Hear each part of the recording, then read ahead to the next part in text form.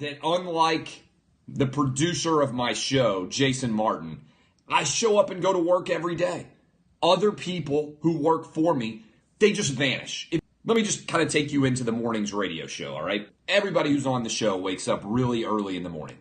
So I get up at like 4:30 at the latest every morning. Last night, they have a Super Bowl party for all media. It's amazing. They have all of these roller coasters.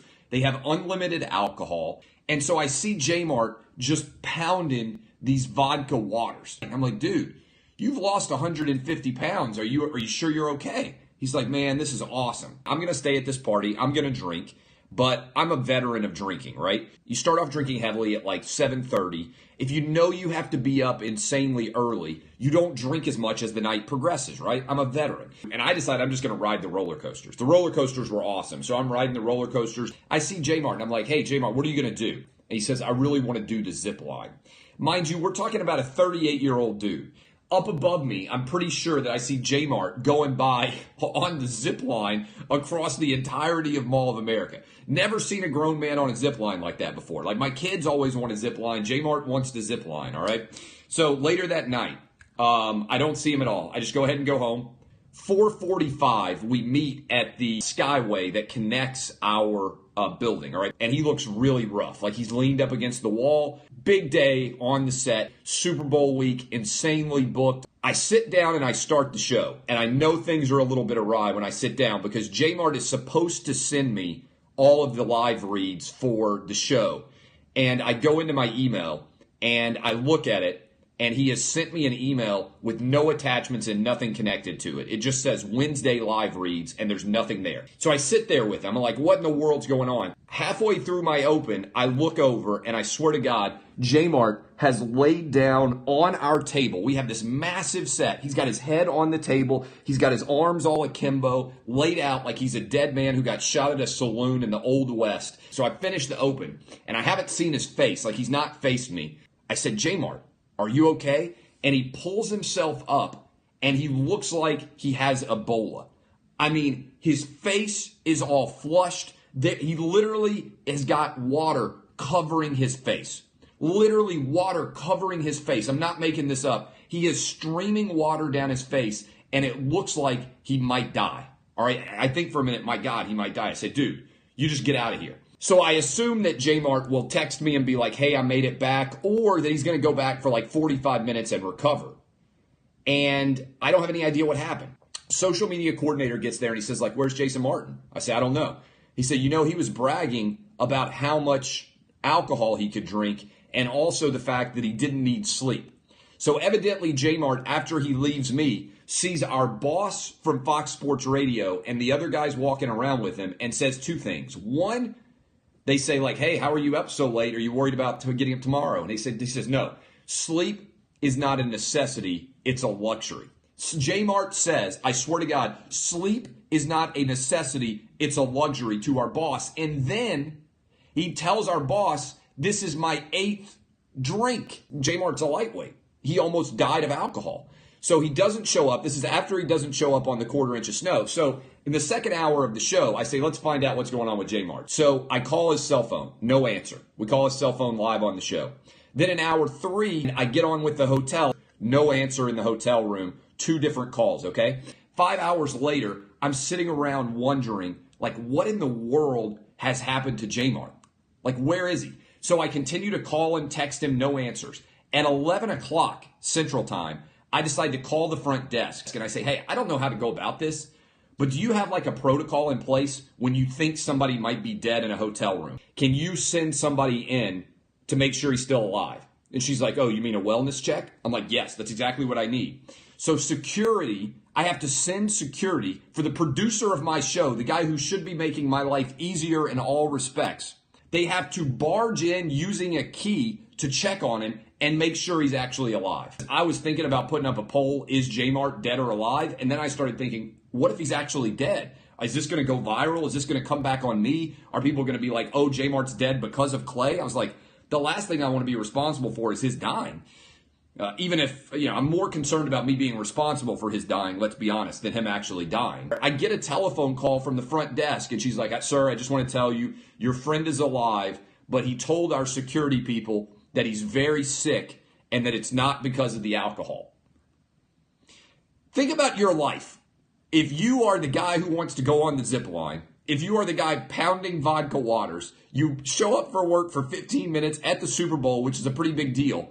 The security has to barge into your room, literally has to barge into your room to make sure you're alive. And when the security gets there, you say to me through the security, I want it known that the reason why I'm not at work is because I got sick, not because of all the alcohol I drank, but because I just happened to get sick the day after all the alcohol I drank and after the 3 hours of sleep that I got.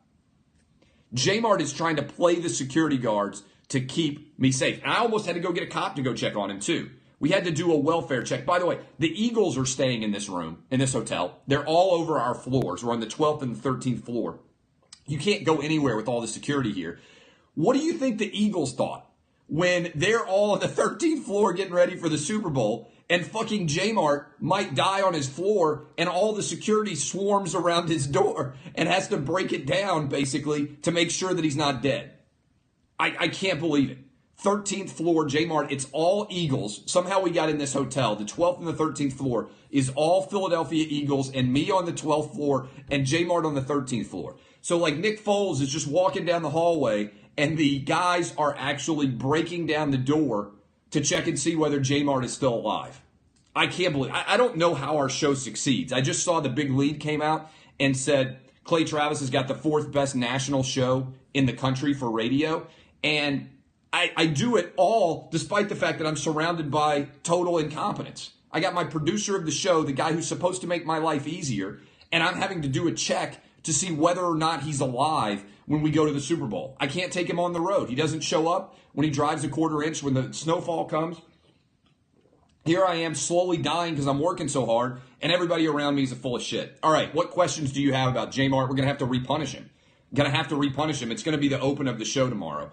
And I'm going to bring in all the witnesses to J-Mart's behavior. I'm going to put them live on the air. We're going to have to get the full story out because I just don't buy the fact that he had 8 vodka waters after losing 150 pounds in a year. Doesn't show up at all. There's no way that this is remotely related to anything other than the alcohol. So what should I do to him? I mean, I'm genuinely curious what you guys think I should do to him. Biggest event of the year, Super Bowl, one of the biggest days of the year, and my man shows up for 10 minutes of work, almost dies there at the desk, literally like laying there, arms akimbo, sweat pouring off of him everywhere. He leaves so quickly, he left his laptop and his bag. And I knew it was a bad sign when I met him in the morning and he looked so rough and he couldn't keep up with me on the walk of like 5 minutes. I beat him like 2-1 to make sure. Unbelievable. So that's going to be the open of the show tomorrow. Like we're at the Super Bowl and I'm not even opening the show talking about the Super Bowl or having any of our guests on. I've got to get him on to explain himself to start the show. I don't know. Maybe I'm gonna make him go outside tomorrow and just stand outside in the cold and report on how cold it is throughout the first hour of the show after he has to get this set up. I didn't remember the vodka waters. I thought he only had a couple. I got the info later about the fact that he had 8 vodka waters, and not only did he have 8 vodka waters, but he told our boss, the vice president of Fox Sports Radio, gets there. My guy, Scott Shapiro, and he's like, was this Jason Martin thing real? Like he's listening to the show on his commute in.